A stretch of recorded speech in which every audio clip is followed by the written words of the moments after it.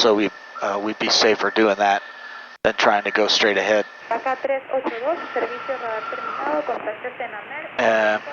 A well-maintained engine doesn't just stop.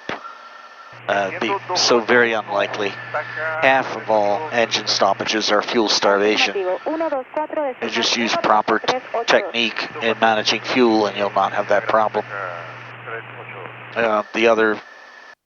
Another 25% is maintenance.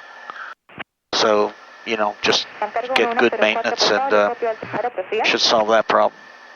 Almost all of it with very little effort. I have noticed that some pilots will switch tanks in a less than standard way. And on the PA-46, the tank selector is S-shaped. So to go from the right tank to the left tank, you need to go over about halfway. And if you accidentally in bumpy air get the fuel selector down and over further, of course it goes off, which to the unsuspecting pilot could cause an engine failure.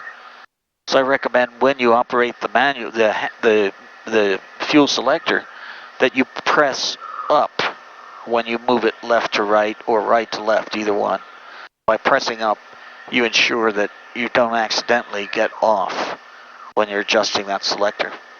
So fuel starvation doesn't mean necessarily running out of fuel. It means fuel not getting to the engine. And in my experience, that's the most common way to do that in a piston PA-46. This is Dick Rochfort. Fly safely. Train off.